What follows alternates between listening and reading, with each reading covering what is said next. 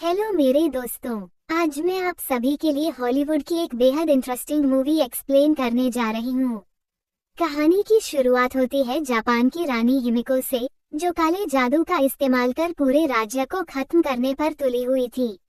देश को बचाने के लिए जनरल्स ने उसके खिलाफ बगावत कर दी और उसे कैद करके एक ऐसे आइलैंड पर छोड़ आए जहाँ दूर दूर तक कोई इंसान नहीं था। सालों बाद एक खोजकर्ता लॉर्ड रिचर्ड क्राफ्ट को एक पुराना नक्शा मिला जिससे ये पता लगाया जा सकता था कि हिमिको को किस आइलैंड पर छोड़ा गया था। रिचर्ड अपनी बेटी लारा को लंदन में छोड़कर हिमिको की खोज में निकल पड़ा। इस बात को 7 साल बीत चुके हैं। अब लारा बड़ी हो चुकी है और एमएमए फाइटिंग कर रही है। एक फाइट के दौरान उसकी अपोनेंट उस पर भारी पड़ने लगती है। आखिरकार लारा को टैप आउट करना पड़ता है। अपने पिता की गुमशुदगी के बाद लारा छोटी मोटी नौकरियां करके जैसे तैसे अपना गुजारा कर रही थी। तभी उसके पिता की बिजनेस पार्टनर इना उससे मिलने आती है। इना कहती है कि तुम्हें पैसों की चिंता करने की जरूरत नहीं है, तुम्हारे पिता तुम्हारे लिए बहुत कुछ छोड़ गए हैं। लेकिन लारा को अपने पिता का पैसा नहीं चाहिए था क्योंकि वह अब भी यह मानने को तैयार नहीं थी कि उसका पिता मरा है। इना ने उसे समझाया कि अगर वह पेपर्स पर साइन नहीं करेगी तो रिचर्ड की प्रॉपर्टी बिक जाएगी और उसे कुछ नहीं मिलेगा। उसी शाम लारा अपने पिता के बारे में सोचने लगती है। रिचर्ड ने जाने से पहले उसे एक नेकलेस दिया था जो लारा की मां का था। रिचर्ड ने कहा था कि इस नेकलेस को हाथ में पकड़कर अगर किसी को याद किया जाए तो वह इंसान उसे महसूस कर सकता है। अगले दिन लारा क्राफ्ट होल्डिंग्स की बिल्डिंग पहुंचती है ताकि डेथ सर्टिफिकेट पर साइन कर सके। लेकिन साइन करने से पहले लॉयर उसे रिचर्ड का एक पजल काला कुरीक देता है। लारा पजल सॉल्व करती है और उसे एक छुपा हुआ लेटर और एक चाबी मिलती है। चिट्ठी में लिखा होता है, मेरी आखिरी जगह का पहला शब्द। लारा तुरंत समझ जाती है और अपने पिता की कब्र के पास जाती है। वहाँ वह आर अक्षर दबाती है, उसके पिता के नाम का पहला लेटर। उसके बाद वहाँ एक लॉक मिलता है जहाँ वह चाबी लगाती है। चाबी घुमाते ही एक सीक्रेट दरवाजा खुलता है। ये था रिचर्ड का सीक्रेट ऑफिस। यहाँ लारा को कुछ फेक पासपोर्ट्स और एक वीडियो कैमरा मिलता है जिसमें रिचर्ड का एक रिकॉर्डेड मैसेज होता है। रिचर्ड बताता है कि अपनी पत्नी की मौत के बाद वह एक ऐसी रहस्यमय ताकत की तलाश में निकल पड़ा जिससे वह दोबारा अपनी पत्नी से मिल सके। इसी वजह से उसने प्रोजेक्ट हिमिको पर काम किया। रिचर्ड चाहता था कि लारा इस प्रोजेक्ट से जुड़ी सारी रिसर्च जला दे, क्योंकि अगर यह गलत हाथों में चली गई तो बड़ी तबाही हो सकती है। वहीं लारा को एक डिब्बा मिलता है जिस पर हिमिको लिखा होता है। जलाने की बजाय लारा रिसर्च पढ़ने लगती है और उसे यामाटाई नाम के आइलैंड के बारे में पता चलता है जहां हिमिको को कैद किया गया था। अब लारा तय करती है कि वो यामाटाई जाकर अपने पिता को ढूंढेगी। लेकिन क्योंकि उसने अभी तक डेथ पेपर्स पर साइन नहीं किए थे, उसे अपने पिता की विरासत का पैसा नहीं मिला था। इसलिए वह अपना नेकलेस बेच देती है और हांगकांग पहुंच जाती है। यहाँ कुछ लड़के उसका बैग चुरा लेते हैं। लारा उन्हें पकड़ने की कोशिश करती है, लेकिन वो एक बोट पर चढ़ जाते हैं। वह बोट भी चलने लगती है। लारा मार्केट के रास्ते दौड़कर बोट तक पहुंचती है और जैसे ही लड़के उतरते हैं वो एक को पकड़ लेती है। लड़का उसे चाकू दिखाकर डराता है, लेकिन लारा समझदारी से खुद को बचा लेती है। तभी लारा को वह जहाज दिखता है जिसका नाम द इंड्योरेंस था। यही जहाज उसके पिता यामाटाई ले जाने वाला था।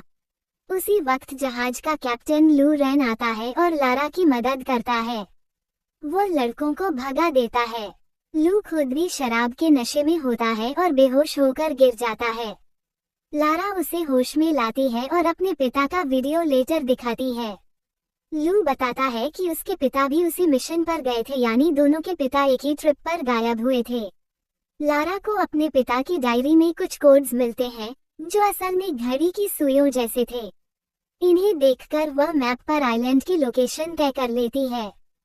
लू ने देखते ही कह दिया कि यह आइलैंड बहुत खतरनाक जगह है, वहां जाना खतरे से खाली नहीं है। और वैसे भी उसे अपने पिता से कोई खास लगाव नहीं था। लेकिन थोड़ी देर बाद जब उसने अपने पिता के साथ अपनी एक बचपन की फोटो देखी तो वो एक बार फिर सोच में पड़ गई। लारा ने वहां पड़ी कुछ चीजों से अंदाजा लगाया कि लू पिछली रात जुए में पैसे हार गया था। मदद करने के लिए लारा ने लू को काफी पैसों का ऑफर दिया। लू मान गया और फिर दोनों ने यामाताई आइलैंड की तरफ अपना सफर शुरू किया। रास्ते में अपने पिता की डायरी पढ़ते हुए लारा को रिचर्ड के सामान में एक एशियन पजल मिली।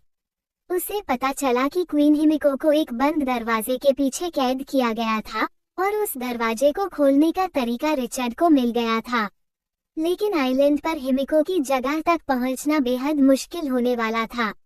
वहां पहुंचने के लिए उन्हें कई चुनौतियों का सामना करना था। इस मिशन के दौरान रिचर्ड पर एक ऑर्गेनाइजेशन नजर रख रही थी जिसका नाम था ऑर्डर ऑफ ट्रिनिटी। ये संस्था तिलिस्मी शक्तियों का इस्तेमाल कर इंसानों पर राज करना चाहती थी।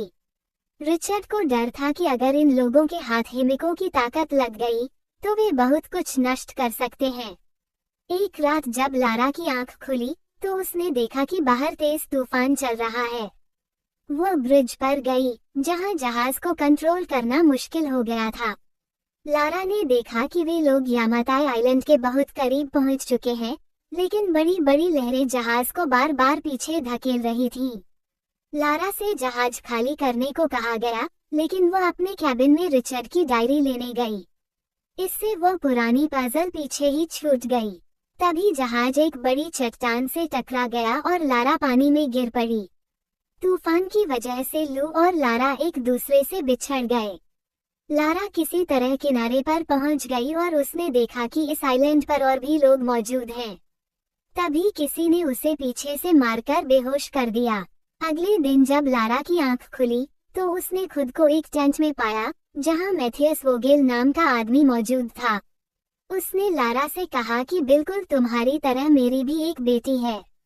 मैथियस ने बताया कि वह तब तक इस आइलैंड से नहीं जाएगा जब तक उसका मिशन पूरा नहीं हो जाता। जब लारा ने अपना बैग चेक किया तो मैथियस ने बताया कि रिचर्ड की डायरी अब उसके पास है और उसे अब वो सारी जानकारी मिल चुकी है जो चाहिए थी। उसने ये भी बताया कि उन्होंने लारा के पिता को पकड़ लिया था, लेकिन जब उसने उनकी बात नहीं मानी तो उसे मजबूरन मारना पड़ा। ये सुनकर लारा को गहरा सदमा लगा कि उसके पिता अब इस दुनिया में नहीं है। जब लारा बाहर निकली तो उसने देखा कि कुछ मजदूर पहाड़ को बम धमाकों से गिराने की कोशिश कर रहे हैं। लारा को बंदी बनाकर ले जाया जा रहा था। तभी उसने देखा कि लू को भी पकड़ लिया गया है और उससे जबरदस्ती काम करवाया जा रहा है। मैथियस ने आदेश दिया कि सभी लोग अब कहीं और जाने की तैयारी करें। रास्ते में लू ने लारा को बताया कि यहाँ काम करने वाले ज्यादातर लोग या तो मछुआरे हैं जिनके जहाज डूब गए थे या फिर ऐसे लोग जो इन स्मगलर्स के जाल में फंस गए। लारा ने दुखी होकर बताया कि मैथियस ने उसके पिता को मार दिया है। जल्दी ही लू को भी वकस से पता चलता है कि उसके पिता भी मारे जा चुके हैं। लारा ने लू से माफी मांगी कि वो उसे इस खतरनाक जगह पर ले आई। रिचर्ड की डायरी से मैथियस को हिमिको के टूम की एंट्रेंस का रास्ता मिल गया। सभी लोग उस दिशा में बढ़ने लगे। लारा और लू भी रास्ता साफ करने में मदद करने लगे। तभी एक बूढ़ा आदमी कमजोरी की वजह से गिर पड़ा। एक गार्ड ने उस पर चिल्लाते हुए कहा, खड़ा हो और काम कर। लारा और लू उस बूढ़े आदमी का पक्ष लेते हुए गार्ड से भिड़ गए, लेकिन तभी मैथियस पीछे से आया और बूढ़े को गोली मार दी। लू ने गुस्से में कस्सी उठाकर गार्ड की तरफ फेंकी ताकि लारा को भागने का मौका मिल जाए। जैसे ही लारा भागी, एक आदमी उस पर गोली चलाने ही वाला था, लेकिन लू ने इन वक्त पर उस पर हमला कर दिया और लारा की जान बचा ली। लू भी उसके पीछे भागा, लेकिन मैथियस ने उसकी बाजू में गोली मार दी। लारा पहाड़ी पर पहुंची और एक गिरे हुए पेड़ पर चढ़कर उसे पार करने की कोशिश करने लगी, लेकिन गोलियों की वजह से वह नदी में गिर पड़ी। लारा नदी से निकलने की कोशिश कर रही थी। जैसे ही वह झरने के पास पहुंची, उसने एक क्रैश हो चुके पुराने एयरप्लेन का विंग पकड़ लिया और किसी तरह उसके ऊपर चढ़ गई, लेकिन उसके वजन से वो जर्जर प्लेन टूटने लगा। लारा जल्दी से प्लेन के मेन हिस्से की तरफ भागी और विंग टूटने से पहले किसी तरह प्लेन की बॉडी में कूद गई, लेकिन अब पूरा प्लेन ही टूटकर दो पहाड़ियों के बीच अटक गया। किस्मत से लारा को वहां एक पुराना पैराशूट मिल गया। जैसे ही वह नीचे गिरी, उसने पैराशूट खोल लिया और किसी तरह जान बचाते हुए वह जंगल में पहुंच गई। जिस दौरान एक पेड़ की नुकीली टहनी लारा के पेट में घुस जाती है, वह दर्द से चीख उठती है। किसी तरह हिम्मत करके लारा उस लकड़ी को बाहर निकालती है और पास ही की एक गुफा में रात बिताने का फैसला करती है। रात में उसे कुछ आवाजें सुनाई देती हैं, जिससे वह बाहर आती है। तभी अचानक मैथियस के आदमी रॉकेट ने उसे पकड़ लिया। लारा उससे बचने के लिए उसकी बांह पर काट लेती है और पूरी ताकत से लड़ने की कोशिश करती है, लेकिन रॉकेट फिर से उसे उठाकर जमीन पर पटक देता और उसका दम घोंटने की कोशिश करता है। लारा पास पड़ा एक पत्थर उठाकर उसके सिर पर मार देती है और फिर उसका मुंह कीचड़ में दबा देती है ताकि वह सांस न ले सके। कुछ ही पलों में रॉकेट की मौत हो जाती है। लारा इस बात से सदमे में होती है कि उसने किसी की जान ली है। तभी उसकी नजर अंधेरे में एक इंसान पर पड़ती है और वो बिना सोचे समझे उसका पीछा करने लगती है। वह देखती है कि वह आदमी एक पहाड़ी पर चढ़ रहा है। जब लारा पास पहुंचती है तो देखती है कि वो और कोई नहीं, उसके पिता रिचर्ड हैं। रिचर्ड को लगता है कि यह उसका भ्रम है, उसकी बेटी यहाँ कैसे हो सकती है, लेकिन लारा उसे यकीन दिलाती है कि वह सच में वहाँ है। ये देखकर रिचर्ड की आंखें भर आती हैं और वह पूछता है कि वो यहाँ क्या कर रही है। लारा घायल होती है तो रिचर्ड उसकी मरहम पट्टी करता है और कहता है कि वो उसे अब कभी अकेला नहीं छोड़ेगा। अगले दिन वकस हिमिको की टूम का रास्ता साफ कर देते हैं। मैथियस किसी को फोन करता है। सुबह लारा उठती है तो देखती है कि रिचर्ड शेव कर रहा है और वह उसकी मदद करती है। रिचर्ड बताता है कि लारा को छोड़कर जाना उसके लिए बहुत मुश्किल था, लेकिन हिमिको के कारण वह इस द्वीप से नहीं जा सका। वह बताता है कि मैथियस ट्रिनिटी ऑर्गेनाइजेशन के लिए काम करता है और उसे हर हाल में हिमिको तक पहुंचने से रोकना होगा। जब रिचर्ड लारा से पूछता है कि क्या उसने उसकी रिसर्च जला दी, तो लारा बताती है कि उसने ऐसा नहीं किया। ये सुनकर रिचर्ड घबरा जाता है। लारा बताती है कि अगर वह रिसर्च जला देती तो अपने पिता तक कभी नहीं पहुंच पाती। जब रिचर्ड को पता चलता है कि उसकी डायरी मैथियस के पास है, तो वह बहुत गुस्से में आ जाता है, लेकिन लारा को फर्क नहीं पड़ता। रिचर्ड चेतावनी देता है कि यह सब मजाक नहीं है, अगर हिमिको की कब्र एक बार खुल गई तो पूरी दुनिया खतरे में पड़ जाएगी। लारा तय करती है कि वो मैथियस के सैटेलाइट फोन का इस्तेमाल करके वहां से निकल सकती है, क्योंकि इतने सैनिकों से अकेले लड़ना मुमकिन नहीं है। वह तीर कमान उठाती है और मैथियस के कैंप की ओर जाती है। छिपते छिपाते वह उसके टेंट में पहुंचती है, लेकिन थोड़ी ही देर में मैथियस भी वहां आ जाता है, जिससे लारा को छुपना पड़ता है। मैथियस को फोन पर एक मैसेज आता है कि उसका बॉस जल्द ही यहाँ पहुँचने वाला है, लेकिन उसके पास टूम का एंट्रेंस खोलने के कोड्स नहीं हैं। लारा टेंट से बाहर निकलती है और लू को देखती है। वो उस गार्ड को मार गिराती है जो वकस की निगरानी कर रहा होता है, और फिर सभी वकस को हथियार इकट्ठा करने को कहती है। इसी दौरान वह मैथियस का फोन चुराने की योजना बनाती है। जैसे ही मैथियस टेंट से बाहर जाता है, लारा वहां पहुंचती है और सैटेलाइट फोन ले लेती है। तभी उसे दिखता है कि रिचर्ड टूम की ओर जा रहा है। मैथियस रिचर्ड को देख लेता है और उसे पकड़कर टॉर्चर करने लगता है। मैथियस जल्द ये काम खत्म करके अपने परिवार के पास लौटना चाहता है, लेकिन रिचर्ड चेतावनी देता है कि अगर टूम खुला तो उसका परिवार बचेगा ही नहीं। मैथियस को लगता है कि रिचर्ड उसे झूठ बोल रहा है, इसलिए वह अपने गार्ड को गोली चलाने का आदेश देता है, लेकिन उससे पहले लारा गार्ड को शूट कर देती है। अब वो मैथियस पर बंदूक तान देती है, लेकिन मैथियस ने पहले से ही बंदूक रिचर्ड पर तानी हुई होती है। मैथियस जानता है कि लारा दुनिया खत्म होने की बात पर यकीन नहीं करती, इसलिए वह चाहता है कि लारा खुद अपने पिता को टूम खोलने के लिए मनाए। काफी सोचने के बाद लारा तय करती है कि इतने सालों बाद वह अपने पिता से मिली है, अब वह उन्हें खोना नहीं चाहती। वह कहती है कि उसे पता है टूम को कैसे खोलना है, बिल्कुल वैसे ही जैसे उसने यहाँ आने से पहले एक पुरानी पहेली हल की थी। लारा दरवाजे पर लगे पहियों को उसी तरह घुमाती है और एंट्रेंस का दरवाजा टूटकर गिर जाता है। अब लारा, रिचर्ड, मैथियस और उसकी टीम अंदर प्रवेश करते हैं। अंदर आते ही एक तेज हवा का झोंका आता है जिसे रिचर्ड हिमिको की सांसें बताता है, लेकिन मैथियस मानता है कि किसी इंसान की सांस इतनी तेज नहीं हो सकती।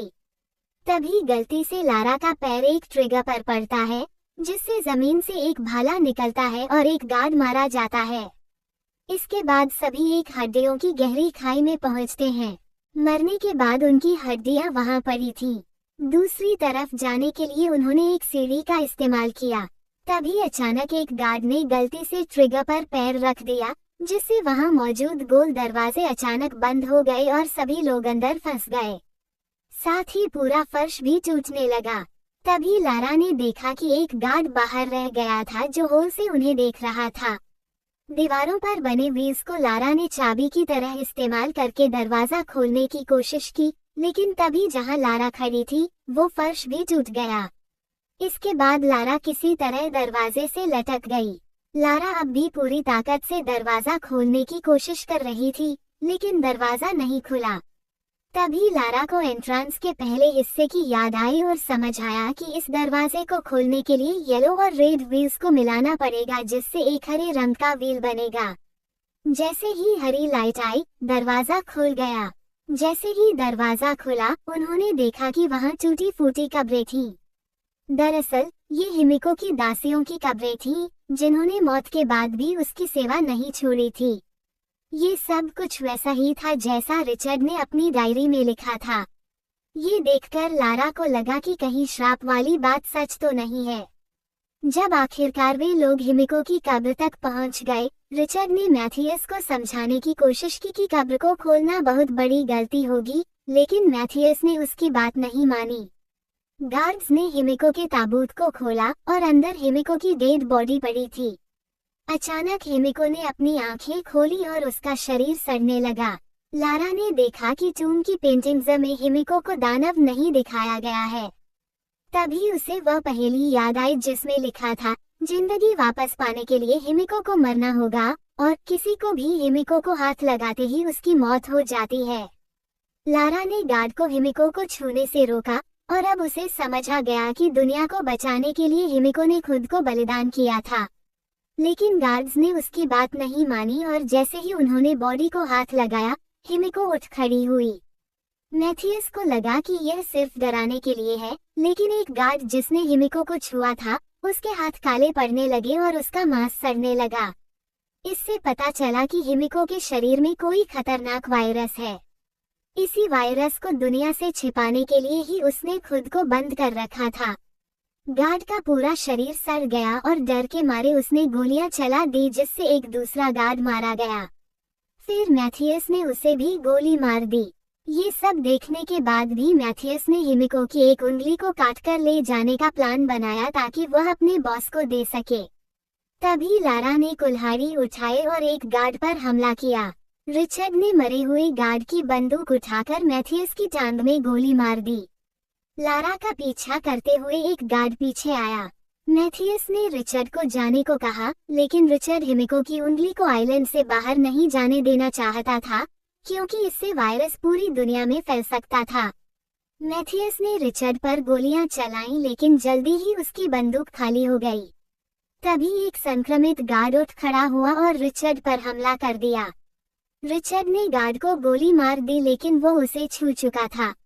इसका मतलब अब रिचर्ड भी संक्रमित हो चुका था। रिचर्ड ने अपने खून को रोकने के लिए बांह पर पट्टी बांध ली ताकि वायरस धीरे फैले। इधर लारा एक कब्र में छुप गई, लेकिन उसका पैर एक हड्डी पर पड़ गया, जिससे आवाज हुई और गार्ड ने उसे ढूंढ निकाला। उन दोनों का वजन सीढ़ी पर पड़ा और वह टूट गई। दोनों एक और कमरे में गिर पड़े। तभी लारा को एक ट्रिगर दिखा। वो उस पर चढ़ गई, जिससे बहुत सी नुकीली लकड़ियां ऊपर से गिरने लगी। उनमें से एक लकड़ी गार्ड को लगी और वह मर गया। जल्द ही लारा वापस हिमिको के टूम के पास पहुंची, लेकिन रिचर्ड ने उसे दूर रहने को कहा क्योंकि अब वह भी संक्रमित था। उसने लारा से कहा कि वो मैथियस को रोके और तब तक वो हिमिको के टूम को आग लगा देगा। लारा अपने पिता को बचाना चाहती थी, लेकिन रिचर्ड अपनी मौत स्वीकार कर चुका था। उसने कहा, मेरे लिए यही बहुत है कि मैं अपनी बेटी को दोबारा देख पाया। लारा ने हथियार उठाया और पिता को आखिरी बार अलविदा कहा। उधर मैथियस हड्डियों की खाई पार कर रहा था। लारा कूदकर सीढ़ी के दूसरी तरफ पहुंची और मैथियस को रोका। उसने उसे लात मारकर गिरा दिया, लेकिन मैथियस हार मानने वाला नहीं था। दोनों के बीच जबरदस्त लड़ाई हुई। मैथियस ने लारा की गर्दन पकड़ ली। तभी रिचर्ड ने हिमिको के टूम को विस्फोट से उड़ा दिया। धमाके से मैथियस का ध्यान भटका और लारा ने उसे लात मारकर हिमिको की संक्रमित उंगली वाला बैग उसके मुंह में डाल दिया। अब मैथियस भी संक्रमित हो गया। लारा ने उसे खाई में धक्का दे दिया। टूम टूटने लगा तो लारा दीवार पर चढ़कर ऊपर निकलने लगी। तभी लू ने उसे देखा और सहारा देकर बाहर निकाला। दोनों ने ट्रिनिटी के हेलीकॉप्टर्स देखे और पायलट्स को धमकी देकर उन्हें लंदन पहुंचा दिया। लंदन में लारा ने वह पेपर्स साइन किए जिससे ये साबित हो गया कि उसके पिता अब इस दुनिया में नहीं रहे और रिचर्ड की कंपनी की मालकिन अब लारा होगी। इन्होंने कहा कि अब तुम बिजनेस संभालो, लेकिन लारा ने कहा कि उसे इससे कोई मतलब नहीं है। अंत में लारा ने अपनी मां का वो नेकलेस वापस खरीद लिया जिसे उसे बेचना पड़ा था और उसे हाथ में लेकर अपने माता पिता को याद किया। Please like, share and subscribe. Folded hands, Dil, your support means the world.